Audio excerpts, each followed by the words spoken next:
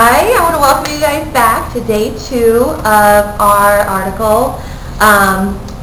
You're going to get the article today. You're going to be able to take a look at it, so I'm excited about that. And I just want to remind you that yesterday we had a great discussion about what qualifies as an addiction. We talked a little bit about certain things that people can become addicted to. And you even did some writing. So all that work is still here for you. But right now, while you're settling in, I'd like for you to go ahead and start working on our board opener for the day, which is how does your brain respond to a yummy smell or taste? So just take about 3 to 5 minutes to think about that and jot down some of your thoughts, and we're going to talk about it, like I said, in 3 to 5 minutes. I want to thank you guys for working independently on your bell work. And now I would like to see, would anybody like to volunteer to put their bell work, their response up on the document camera so that we can take a look at what you wrote? Okay, so we have one up for you. If the smell or taste is connected to something sweet, the urge to have that sweet treat is irresistible. Savory or salty, I can usually ignore that. Okay, and that it's the sweet stuff that you can't resist, or maybe you have a different opinion. So if anybody else has the same opinion, feel free to raise your hand and we'll get your opinion. Or if you had a different opinion, go ahead and raise your hand as well, and we'll get that opinion up. And we'll just quickly discuss this bell work. So I'm going to keep my student model up here, and I'm going to ask you to please, everybody, do this. To please write the word sustainable just below on your bell work. We have a root word, and then we have a suffix, and I want to show you where they break. This is really a simple word to take apart. I want everybody to draw a circle around sustain, please.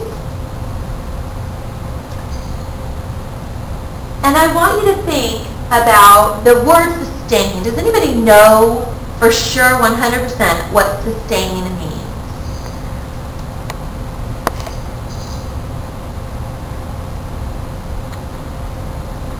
Just so everybody knows, sustain means to uphold. You can keep doing this. You can maintain almost. Able, and this one is fairly easy when you break it this way. What does able mean? The suffix able.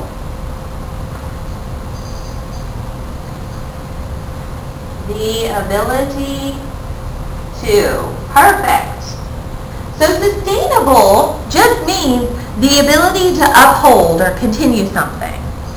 Okay? So you're going to see that word in the article, and I don't want to delay any longer. I want you to get your hands on this article because I really think you're going to like it and find it interesting. So I'm going to pass that out to you now.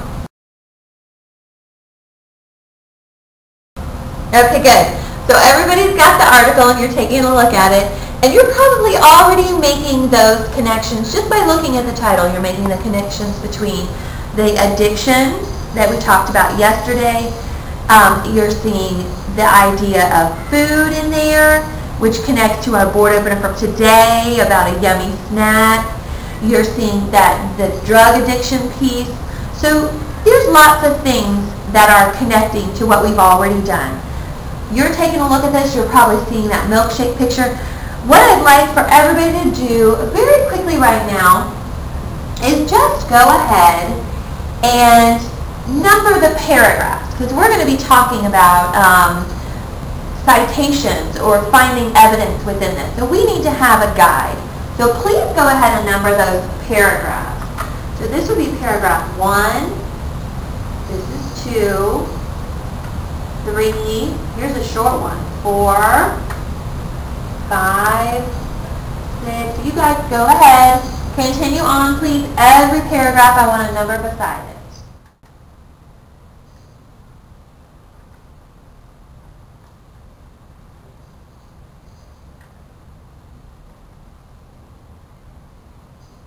You. And now we are going to start to take this apart, but there's a couple things that I want to just make you aware of, some words that might trip you up, and I want to just go ahead and get those out of the way very quickly. Please, in paragraph 6, if you would find the word anterior cingulate cortex, please go ahead, write out and underline that.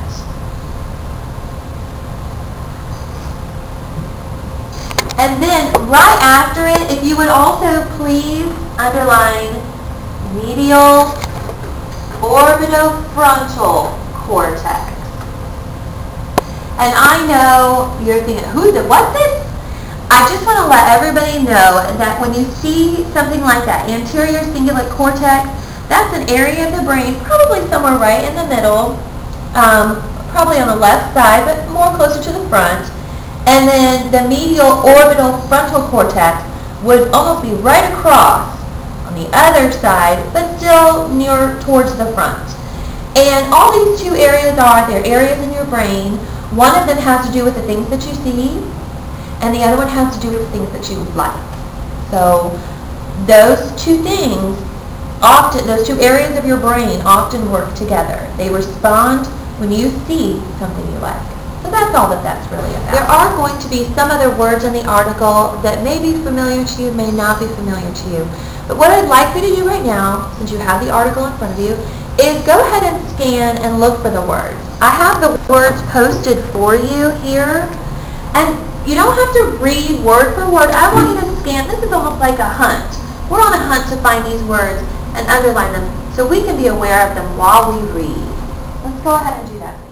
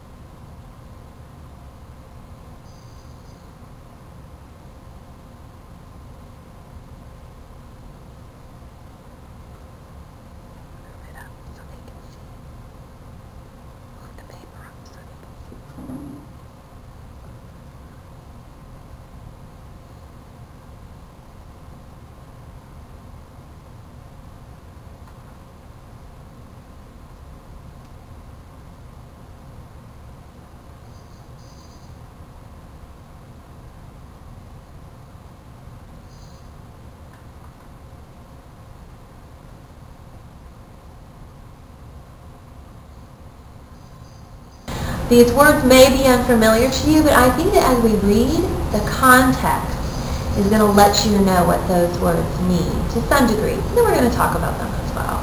All right. Keep that article out, because what we're going to do next is I'm going to read, and I want you to make notes on your paper.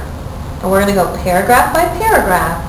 But I'm going to read, and I want you to know as I read if this paragraph supports a hypothesis. And you're going to have to dig back to when you were in science class and know that a hypothesis is just a possible solution or a possible answer. It hasn't yet been completely tested.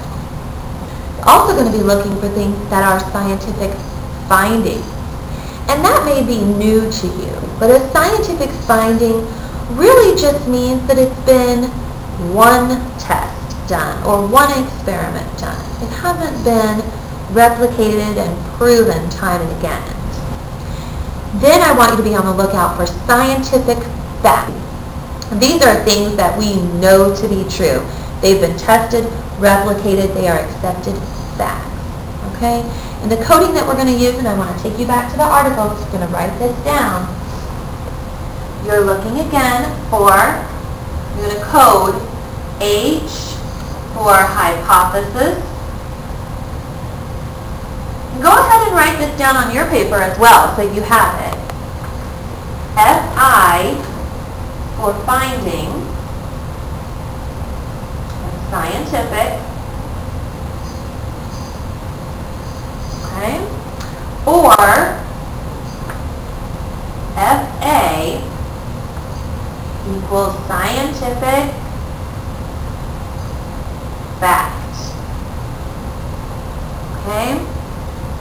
So H for hypothesis, Fi for scientific finding, an FA for scientific fact. And I want you just to make that note over here to the right for each paragraph that we read. And you know what? Let's go ahead, just so we all know. Let's do the first couple maybe together. Let's see.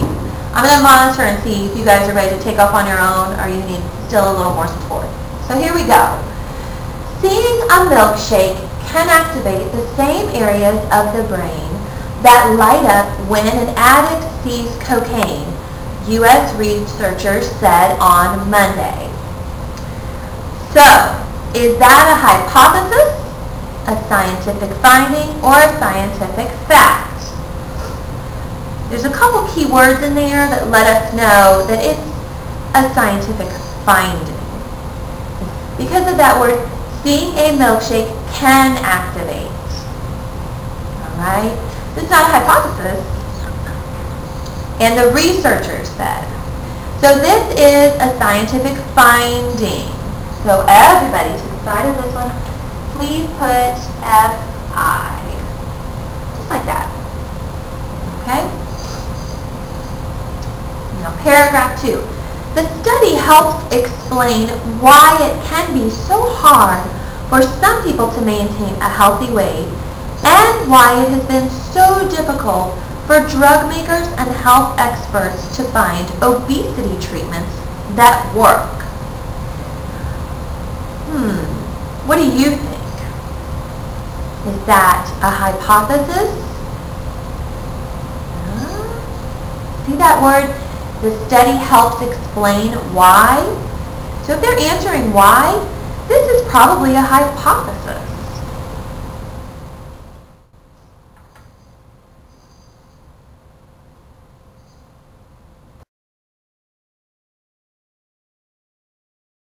What I'd like to do for you is while you're working to code the next 9 paragraphs, I'm going to read them to you.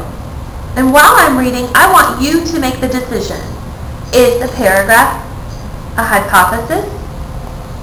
Is it part of the scientific finding? Or is it part of scientific fact? So I'm going to read, and I want you, independently, to make the decision, and you put your coding down. Okay? So we're going to start from the beginning, and I'm going to read through, so you're going to have to make pretty quick decisions. Okay? So here we go. Seeing a milkshake can act. I'm going to walk around and just see. I know you might be spending just a few more minutes with your text coding. But what we're going to do next is once you have finished all 12 paragraphs coded with either an H, an FI, or an FA, once you have finished with that, you're going to turn and share and compare your answers with your shoulder partner to see what they thought each paragraph was. So let's go ahead and do that now. I'm coming around to speak with you and look over what you're doing with your shoulder partner.